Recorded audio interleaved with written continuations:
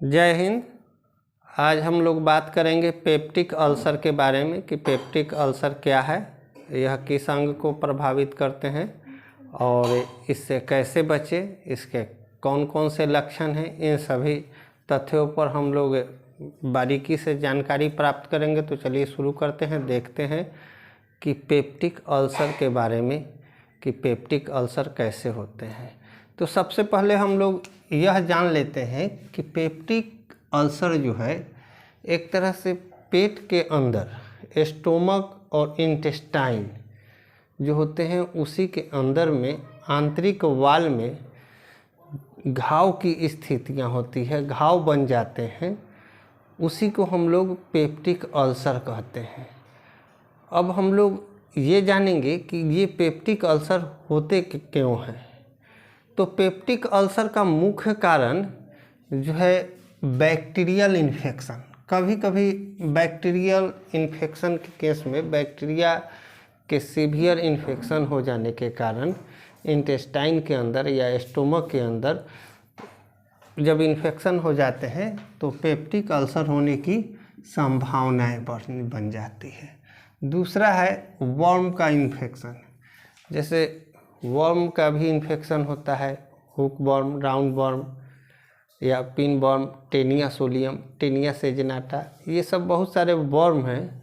कभी कभी वर्म के इन्फेक्शन के कारण से भी इंटेस्टाइन में क्या होता है, अल्सरेशन जैसी स्थितियां आ जाती है।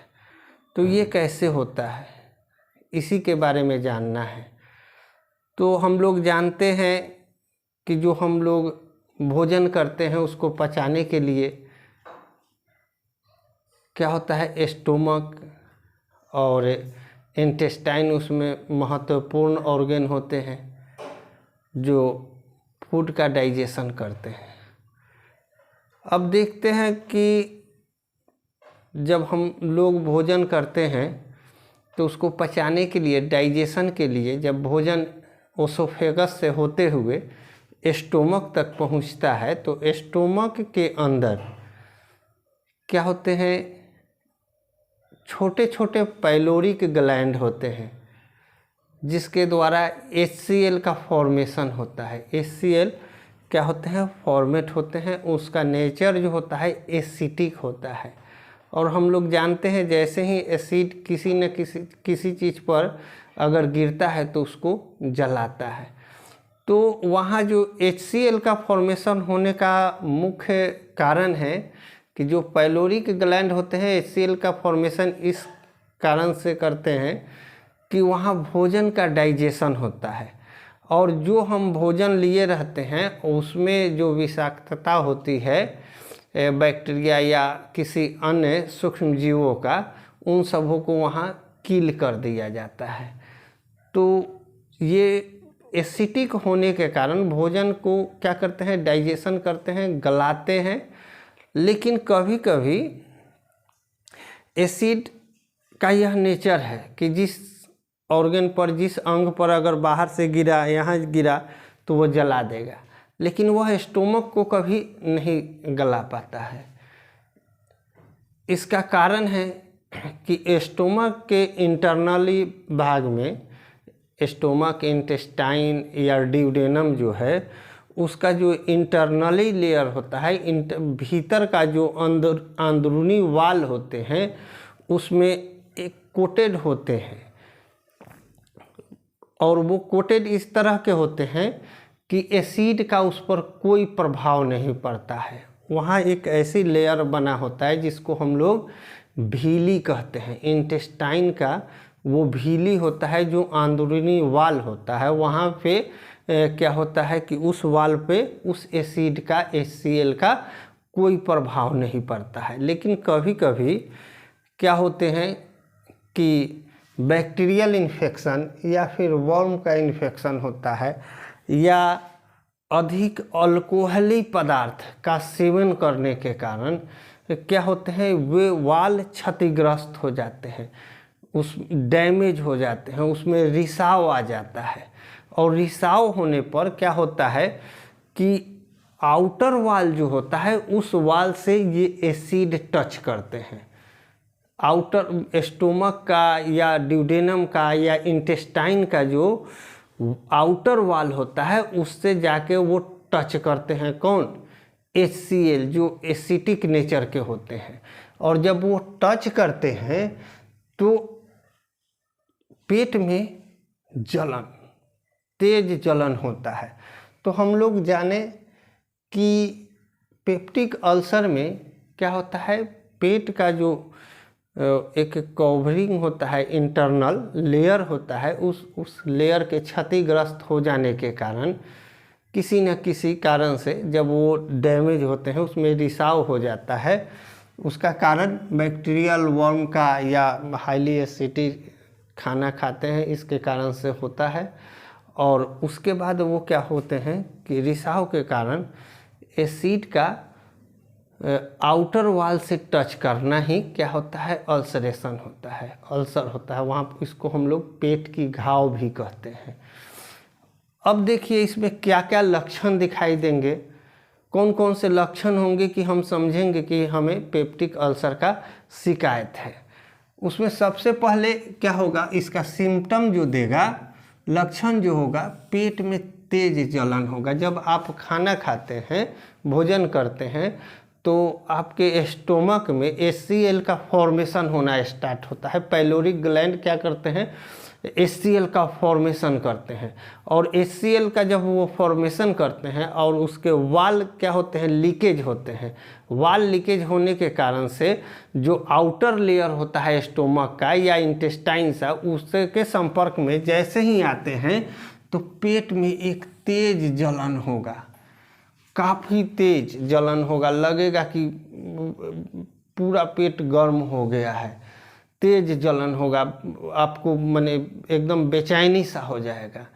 धीरे अगर कम है तो कम होगा, लेकिन धीरे धीरे बढ़ते जाता है अल्सरेशन। और अल्सर जैसे जैसे बढ़ते जाएगा और ज़्यादा तेज जलन होगा। इसमें पेशेंट काफ़ी बेचैन हो जाते हैं। तो एक तो ये लक्षण है सबसे पहला कि अगर पेट में जलन होता है खाना खाने के बाद, या भूखे भी खाली पेट भी रह जाते हैं, वैसी स्थिति में भी जलन हो रहा है, बार बार हो रहा है, तो आपको यह ध्यान देना है, हो सकता है कि आपको पेप्टिक अल्सर का शिकायत हो। दूसरा है गैस गैंग्रीन। गैस जो है नॉर्मली भी ऐसे हम लोग कभी खाना खा लिए तो अपच का या गैस का शिकायत होता है, लेकिन यहाँ गैस जो होते हैं जो पेट में काफ़ी तेज गति से बनेंगे। गैस गैंग्रीन मतलब हमेशा गैस बनता रहेगा। जब आप खाना खाते हैं तब तुरंत गैस बन जाएगा। तो तुरंत गैस बनने का मतलब है कि आप परेशान हो जाइएगा, आपका डाइजेशन डिसऑर्डर होगा, डाइजेशन सही से नहीं होंगे भोजन का, और व्यक्ति बेचैन होगा। तो इसमें गैस गैंग्रीन की स्थितियाँ बनती है पेप्टिक अल्सर में। अगर गैस भी बहुत ज़्यादा बनता है, साथ में जलन भी रहता है, तो आप निश्चित रूप से क्या करें कि डॉक्टर से सलाह लें, डॉक्टर को दिखाएं। तीसरा बेल्चिंग। बेल्चिंग का मतलब है ऐसे भी खाना कभी कभी अपच होता है तो बेल्चिंग होता है, लेकिन यहाँ क्या है, पेप्टिक अल्सर के कंडीशन में बेल्चिंग जो है ढकार, जिसको हम लोग कहते हैं खट्टा, बार बार खट्टा ढकार आएगा। बार बार खट्टा ढकार का आना यानी कि कहीं ना कहीं एसिड जो है, आपका जो स्टोमक में एसिड का फॉर्मेशन हो रहा है वो आपके ढकार के माध्यम से बाहर आ रहा है, तो बेल्चिंग अधिक होगा और वो भी बहुत ज़्यादा खट्टा ढकार के साथ है। तो अगर यह भी कंडीशन हो रहा है तो आप ध्यान रखें, हो सकता है कि पेप्टिक अल्सर का शिकायत हो। ये सिम्टम हैं, इसके लक्षण हैं। अब आगे हम लोग देखेंगे चौथा जो लक्षण होगा उसमें डाइजेशन डिसऑर्डर होगा। डाइजेशन डिसऑर्डर होने का मतलब है कि जो हम लोग भोजन करते हैं और जो डाइजेशन का प्रोसेस है वो डिसऑर्डर होगा।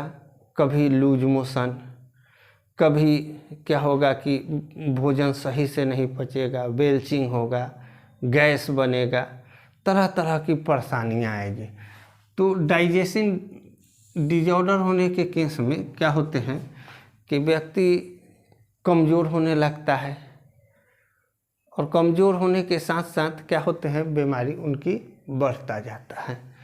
तो ये सिम्टम है, ये लक्षण है पेप्टिक अल्सर के। अब आगे हम लोग देख लेते हैं कि अगर ये सब स्थितियां बन रही है तो डॉक्टर से सलाह लेंगे और बचे कैसे, इससे क्या करें कि पेप्टिक अल्सर का शिकायत नहीं हो, कौन सा उपाय करें।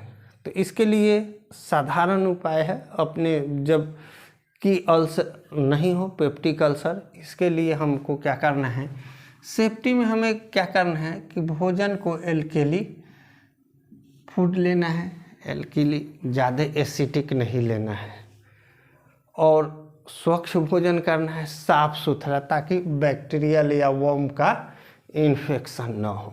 साफ सुथरा हो भोजन, और भोजन में एल्कली, सलाद का प्रयोग करना है, और साथ में भोजन जो हम लोग करेंगे सॉफ्ट भोजन करेंगे। सॉफ्ट मतलब मुलायम भोजन, अगर ऐसा शिकायत है तो मुलायम भोजन करेंगे। और इसमें क्या करेंगे, लिक्विड है उसको लेंगे। तो इससे क्या होगा, जो पेट में जलन की मात्रा होती है, जब हम भोजन करते हैं तो हमारा स्टोमक क्या करता है, स्टोमक में जो पाइलोरिक ग्लैंड होते हैं वो HCl का फॉर्मेशन कर देते हैं।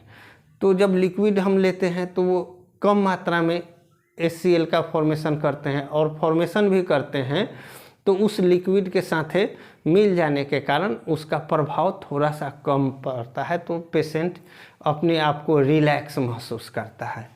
तो क्या करेंगे, एल्कली भोजन करेंगे, उसके बाद क्या करेंगे, सॉफ्ट भोजन करेंगे। भोजन में ज़्यादातर लिक्विड का प्रयोग करेंगे, पानी भरपूर मात्रा में पिएंगे। पानी पीने से क्या होता है, स्टोमक में जो एसिड का होता है, जैसे ऐसे सामान्य तौर पर भी हम लोग अगर एसिड को नॉर्मलाइज करना है तो उसमें पानी मिला देते हैं, डिस्टिल्ड वाटर, तो स्टील की एसिड की जो कैपेसिटी होती है, क्षमता होती है, वह कम हो जाता है। तो उसी तरह से क्या होगा कि वहाँ हम लोग भरपूर वाटर का प्रयोग करेंगे, पानी खूब पिएंगे। इससे क्या होगा, पेशेंट अगर शिकायत है अल्सरेशन का, पेप्टिक अल्सर का, तो पेशेंट अपने आप को रिलैक्स महसूस करेगा। अब हम लोग देखेंगे अगला जो पॉइंट है, फ्रूट। अपने भोजन में क्या करेंगे, फ्रूट का उपयोग करेंगे ज़्यादातर, क्योंकि फ्रूट जैसे सीजनली फ्रूट है उसका प्रयोग करेंगे, फास्ट फूड का प्रयोग नहीं करेंगे। फास्ट फूड में क्या होता है, हाईली स्पाइसी होता है, ऑयली होता है, तो इससे क्या होता है, परेशानी पड़ता है। तो वह फ्रूट का प्रयोग करेंगे भोजन में, सलाद का प्रयोग करेंगे। अब अगला एक और प्रिकॉशन जो हमें लेना है कि स्पाइसी भोजन को हम लोग क्या करेंगे, इग्नोर करेंगे। मसालेदार भोजन या फास्ट फूड है या फिर ऑयली भोजन है, उस सब को हम लोग क्या करेंगे, अवॉइड करेंगे। तो क्या होगा कि जो स्टोमक के अंदर HCl का फॉर्मेशन हो रहा है उसकी मात्राएं कम हो जाएगी, गैंग्रीन का शिकायत भी कम होगा, साथ में बेल्चिंग की भी शिकायत कम होगी, और डाइजेशन जो डिजॉर्डर है उसमें भी शिकायत कम होगी। साथ में खाने में हम लोग मिर्ची का प्रयोग न के बराबर नहीं करेंगे। अगर पेप्टिक अल्सर जैसी शिकायत है तो मिर्ची का सेवन बिल्कुल ही नहीं करेंगे, या तो हरा मिर्च हो या फिर लाल मिर्च हो या डस्ट हो, उस सब को क्या करेंगे, अवॉइड करेंगे। ज़्यादातर इन सावधानियों के साथ अगर उसका हम लोग इलाज करते हैं, सावधानी रखते हैं, तो पेप्टिक अल्सर होने की संभावनाएं भी कम जाती है, और साथ में अगर है भी तो पेशेंट क्या होते हैं, रिलैक्स में रहते हैं। तो इस तरह से छोटी छोटी बातें हैं, लेकिन अगर हम लोग ध्यान देंगे तो निश्चित रूप से पेप्टिक अल्सर जो है जैसी बीमारी पर भी हम लोग नियंत्रण पा सकते हैं। आज मेरे द्वारा दी गई जानकारी आप लोग को समझ गए होंगे। मिलते हैं इसी तरह के नए मोटिवेशनल वीडियो में नेक्स्ट वीडियो में। तब तक के लिए जय हिंद।